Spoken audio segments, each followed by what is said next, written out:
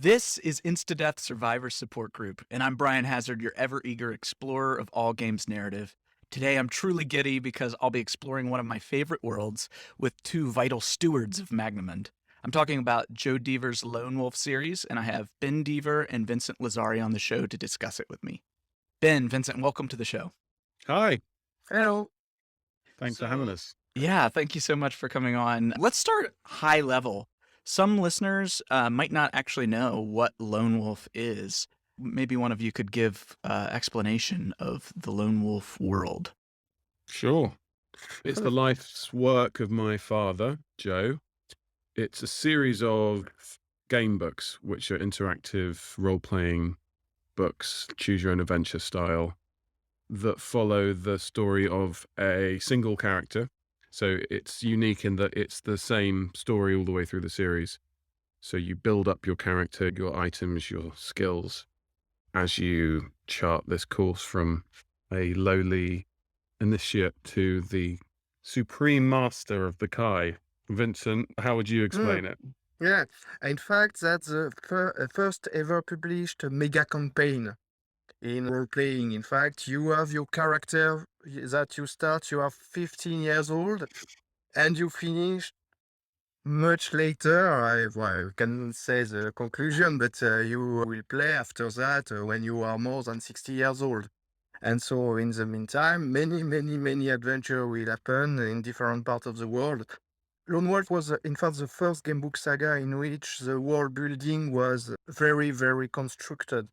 It was really fascinating because the author has created an entire world which we are going to explore book after book, and each region is consistent with the others. There's a very long history, which is as long as we can find in Lord of the Rings. So yes, that was pretty immersive, and it's the work of the life of Joe Dever, but it's also the life of many young fans, as I am, who discovered that at school when we were 8, 9, or 10 years old, and we never stopped to read them, and we grew completely addicted. In some countries, like in Italy, I have fans who explain me, they had only two fantasy saga to start. Lord of the Rings and Lone Wolf. And so for them, it's nearly as important as the Lord of the Rings, the Tolkien work. So yeah, that's very important for me. It matters for a lot of us. Yeah, and so you mentioned, the very first book in the series, Flight from the Dark, was published a year before I was born, 1984, by Oh, his father, okay. Joe. And so, given that it's, Ben's father, I realize this could be a silly question, but Vincent kind of went in this direction. When did each of you become aware of this world of Magnamund, and how did that introduction go? I know that, Ben, your experience in particular is probably different from most most people's, but yeah, I'm curious about that first awareness of Lone Wolf in the world of Magnamund.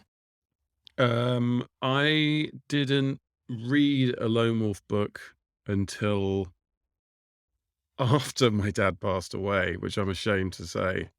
Um, it was just what my dad did. I wasn't interested in what my dad was doing, weirdly. I wasn't a gamer. I picked through them. I enjoyed reading the deaths, but he kept his work very separate from his family life. It was just what he did in his bedroom. He never pushed me to read them. He never expressed disappointment that I wasn't interested. So I've been exploring my dad's inner universe since I lost him, which has been an interesting journey. I'm thinking about my own level of interest in fishing. My dad's an avid fisherman. you know, Yeah. I think it's just one of those things, right? You Yeah, run yeah, away almost from what your exactly. Yeah. parents' interests are. But that's interesting that you eventually came back to it. Vincent, how about you? When did you first begin exploring Magnamund? It's very classical. I was 9 years old, and I found my first game books in the library of my school. And I took one of them. It was the very first one, to be honest. That was not a Lone Wolf. That was a fighting fantasy book, The Island of King Lizard. But soon after, I discovered the Lone Wolf books, and I was quite impressed by the continuity between the things. To be honest, also, I wasn't really completely impressed by the first one, contrary to many fans. But after I read the second one, Fire on the Water, and after that, I was completely addicted. In my view, that's one of the most epic things in fantasy I've ever read. I'm glad you said that because you've kind of confirmed my own experience. I really enjoyed Flight from the Dark, but Fire Upon the Water, I was hooked after that book. Same experience, so yeah. And now, so we're talking about the first couple of books, but there are now 31 books, Yes. and the 32nd book is going to be the final in this saga. But there was an 18-year gap after book 28, which I don't know how to pronounce that title, actually. The Hunger of Sejanos, is that right? Yes. Yeah. Do either of you know what happened there? What was that gap? Well, it was the game book market collapsed with the Yeah. advent of computer games, Mhm. consoles, Zelda put the swords to Lone Wolf. Sure. But perhaps even more interesting than that, then, how did it come back with the Storms of Chai? It was the fans, really. When the internet got some momentum behind it and does what it does best, which is allow disparate groups of niche enthusiasts to gather together, the fan project, Project Aeon, just became a kind of a magnet for all of these wandering Kai, who then Oh, wow. put the pressure on my dad to continue because they all wanted to know how this thing finished. They've been reading it for their whole life. Right. My dad, I think, finally realized that, he had grown tired of it and realized that he missed it, and that he wanted to do it. There was a market for it, and people wanted to publish them again. So, why not? It says that the first step in the resurrection happened around 2004. Mongoose Publishing decided to make a lone wolf role-playing game. And they hired the author, a good friend of us, August Hahn, who wrote the first lone wolf role-playing game with the support of Joe Deaver. And for fans like me who thought that the series was completely stopped, that was a shock because we said, oh, it still exists. And just after, a few years later, the Mongoose, the publisher, they made a collector edition. They republished all the books in collector edition format. Mhm. And seeing that people were happy with them, Joe announced that he will conclude the saga. So it was now, it was 15 years ago. So when he announced that he would complete the saga, Ben, I'm sure at the time you didn't know that he was actually announcing that you would complete the saga. No, God, no.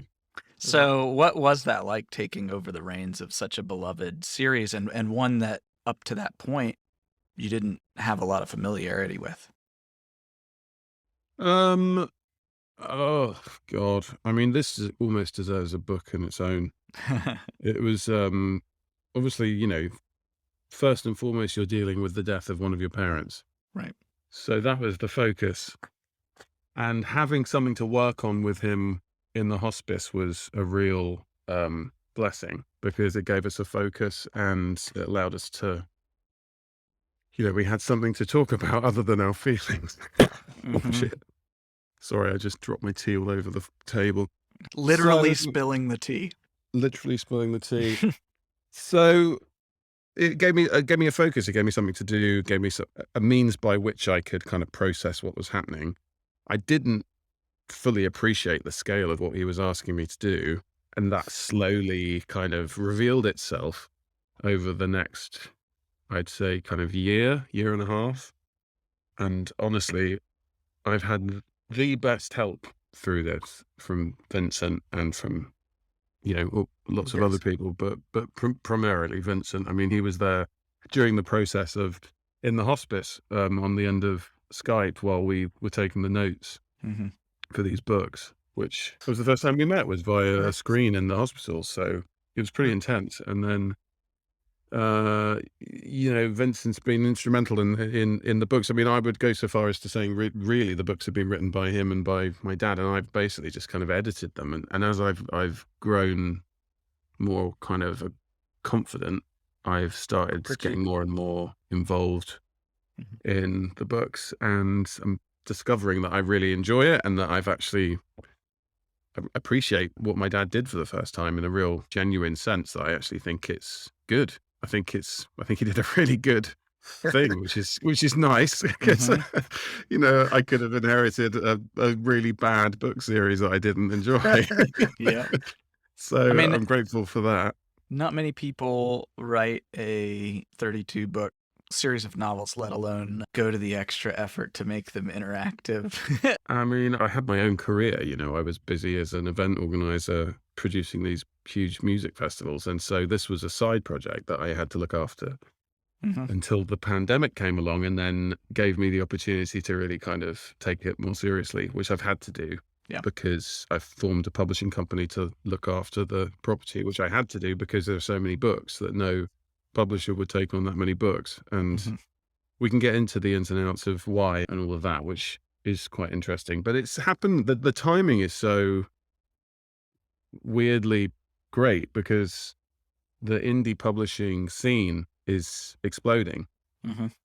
as people realize that traditional publishers just aren't really, there's no real point for them of Mhm. them anymore. So it's a good time for me to have to do this, as in it's a lot easier than it would have been 5 years ago. And with the pandemic, it's given me the chance to step away from my old life at the point at which I'm becoming more confident to do it. So it's all happening in the right order. And Vincent, I was planning to ask you how you approached immersing yourself in the world, but I've gathered now that actually you've been immersed in the world for quite a while. So instead, I'll simply ask you, like, when it came to be that you would be a primary steward of this world going forward, how did you approach transitioning into that role? I have started to work with Joe around to, 2010. Mhm. We met in a French convention. I was in a French association which was working on lone wolf stuff in French. And immediately we start to be friends. And I showed him that I was quite interested in his universe. And I show him maps I drew with some friends of my association Scriptarium. We made timelines, we made maps, we made history, we made everything we could. And when he saw that, he said, "Wow, you guys, you are in." And soon after, he sent me some new manuscript to review. He said one of the co-author of the role-playing game wrote that. Can you review it for me and check the lore inconsistency? Mm. And so I made very serious work because I made some kind of scientific review because I am scientist in my professional life. And so each time I saw an inconsistency and explained why, and I quoted the book from which we can find the information to. And so it pleased Joe a lot. And after that, I and some of my friends of Scriptarium were hired as lore master to check the consistency of all the new Lone Wolf media. There wasn't a new Lone Wolf books that I didn't review. And even Lone Wolf 29, I was blessed to read it some months before all the other fans because Joe wanted me to check if he had some inconsistency with his own universe. In fact, he nicknamed me his French hard drive when he regards to the universe because I was checking for him everything he has written 30 years ago. Mhm. Because that's quite difficult. Even when you are the author of a book, you can forget what you've written. And so you Mhm. need people to check it for you that it works like that. So I became a pain in the ass for all the Lone Wolf authors. And I checked all the manuscript with Joe's approval. So I was already in charge of the universe for the lore point Mm. of view. I know I took no decision. I wasn't the main author or nothing, but I checked everything. I had a global view of the entire universe, which Mhm. has not only game books, but also novels, video games, role-playing games with a lot of campaigns, all official and all Mhm. canon. And after, when it came to the conclusion of the saga, Joe thought I should be involved in the process. Yeah, and so he asked me during the event Ben mentioned just before from the hospital. He asked me, can you handle the conclusion of the saga with Ben?" Mhm. And I don't know if it's in the question we can speak of it, but it was one of the weirdest moments in my life because that was completely contradicting feelings. Yeah. My idol was about to die, and at the same time, he demanded me to continue my favorite saga since I was a child. So And we were speaking in the hospital, working on it, and that was very touching and Yeah. exciting, but also terribly sad. So a very Emotions. special moment, yes. Yeah. And after that, we were alone, Ben and me. We have never met before except on Skype in the hospital, and he was really motivated to continue, which was fantastic. And I supported as the best I could, as I supported Joe before. I'm here from Lone Wolf. You want to continue Lone Wolf? I'm with you. That's what Joe Mhm. demanded. And we managed to do it. Yeah. Thanks to Ben, because he forced himself to get interest. He asked for help from everyone in the Lone Wolf group, and everyone responded, and everyone was motivated to continue, which was completely amazing. In different countries, you go in France, you have the Scriptarium team. You go in Germany, you have the Manticore team. You go in Italy, you have the Raven team, and in England, you have a lot of fans too. In Sweden, you have the Asphalt team. Everyone responded to Ben, everyone, because he has the charisma of his father. People want to work with him. And it continued, and we succeeded in releasing new books and continue some of the aspect of the universe. So, in fact, we all thanked him to continue, Yeah. because without him, there wouldn't be a leader and he couldn't work. Right. Well, it sounds like a strong bond formed in trying times. I don't want to hog the mic, so I do have a listener question here that I'd like to play as well. This comes from YK Lee. Hi. It's impressive how long the Lone Wolf series has been running. And I was wondering if there's anything you would have liked to change about the earlier books that would have affected your work on the later ones. Thanks. That's a surprising question. Mm. In fact, my first answer is definitely no, because I was hired at the beginning to keep consistency in the saga. So my work was to ensure that the last book didn't change something, retcon something from her. So okay.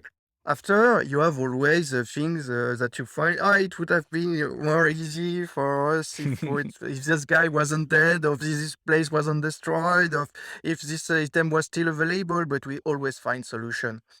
I think Magnamund is so vast in Yeah. time and geography and people that you always find a solution without retconning your book. Right. You don't have to be lazy. You have to be creative, and you find solutions. Well, at this point, the final book in the Lone Wolf saga is all that's left to be published anew. This is a saga that began in 1984, and it's coming up on its completion. So if there are fans of binge watching out there, now is the best time to jump into the world of Magnamund. There's already 31 books in the series, and the epic conclusion is right around the corner. And we're going to talk about this in the next episode, but there's a new edition of these books coming out, so you can get a complete collection of these books with a consistent art style and printing and all that kind of stuff. That's called the Definitive Edition. This has been Lone Wolf, the story so far, and we're going to talk in an upcoming episode about the future of Magnamund. Thanks so much for coming on the show, Ben and Vincent. Pleasure. Hey, thank you very much. Where can people go to learn more about the books? Magnamund.com, which is spelled as it sounds, Magnamund, Magnamund. I think it means great world in Latin, if I'm not mistaken. Head on over to magnamund.com, check out the world of Lone Wolf, and we'll see you in an upcoming episode of Instadeath Survivor Support Group. Woohoo!